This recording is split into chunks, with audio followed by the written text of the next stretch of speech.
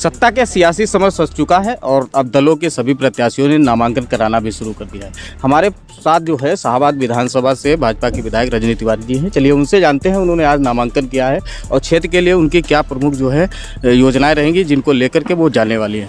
रजनी जी, आपका बहुत बहुत स्वागत है स्वराग्नि न्यूज़ में। Thank you. क्षेत्र में आप किन मुद्दों को लेकर इस बार चुनाव मैदान में जाने वाली हैं?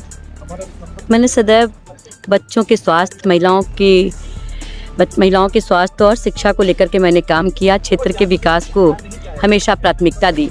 मुझे 15 वर्ष हो गए विधायक रहते हुए, सदैव मैंने इन्हीं मुद्दों पे काम किया और मुझे खुशी है कि मुझे अब विधानसभा नहीं, मुझे वो अपना घर और परिवार लगता है। जब भी हम अपना परिवार और घर समझते हैं, मेरी कोशिश रहती है कि मैं और ज़्यादा काम करूं। शाहाबाद में शाहाबाद आंजी रेलवे ओवरब्रिज की बहुत मांग थी, मैंने उसको करवाने का काम किया। शाहाबाद में पिहानी शाहाबाद मार्ग की बहुत आवश्यकता थी, उसको मैंने करवाने का काम किया। सांडी सिरोमन नगर मार्ग की बहुत आवश्यकता थी, मैंने उसको करवाने का काम किया।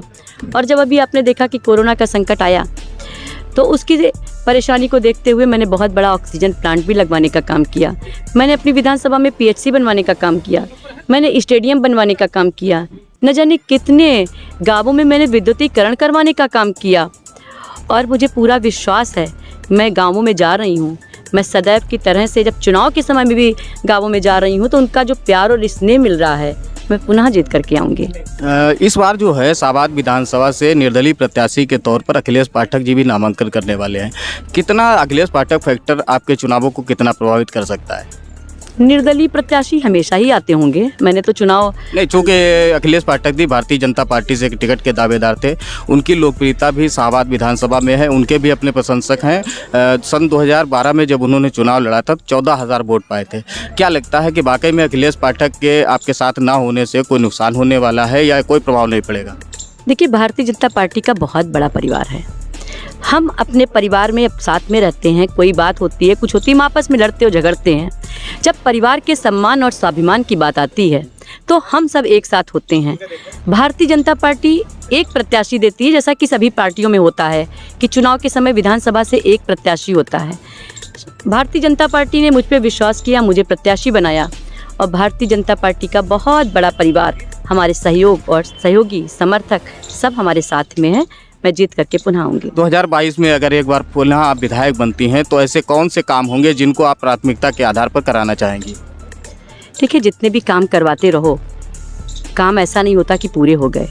नहीं, जैसे ऐसे कौन सी प्राथमिकताएं मैं बता रही हूँ आपको कि मैंने बहुत सारे काम करवाए, लेकिन हम ऐसा नहीं कह सकते हैं कि हमने सारे ही काम करवा लिए। मेरी कोशिश रही कि मैं ज़्यादा से ज़्यादा काम करवाऊँ। धन्यवाद देती हूँ मैं अपने मुख्यमंत्री जी को कि जनता की मैंने क्षेत्र की मांगों को रखा और मैंने बहुत बड़े बड़े कामों को करवाया जो कि बहुत आवश्यक काम थे।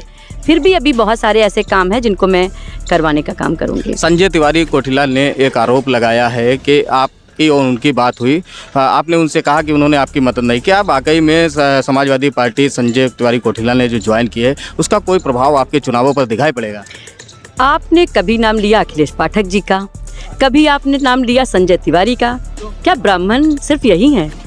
हम तो मानते हैं कि शाहाबाद ब्राह्मण वोटों के नाम पर ही वो बात कह रहे हैं कि ब्राह्मण इस बार जो है शाहाबाद विधानसभा में जो है रजनी तिवारी जी के साथ जाता हुआ नहीं दिख रहा। इसी विषय पर यह सवाल है। मैंने कभी जातिगत राजनीति नहीं की।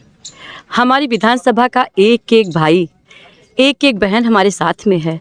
और मैं आपको बताना चाहूँगी, हो सकता कोई कहे कि संजय पाठक जी, कोई कहे अखिलेश संजय तिवारी को संजय तिवारी जी, कोई कह दे अखिलेश पाठक जी।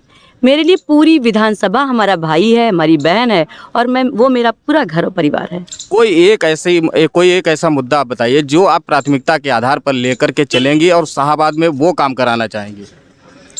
मैंने विकास करवाया है, विकास करवाएंगे।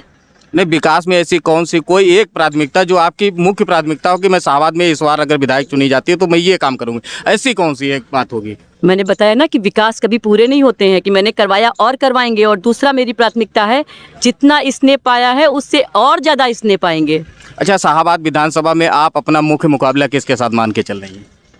जनता मेरे साथ में है।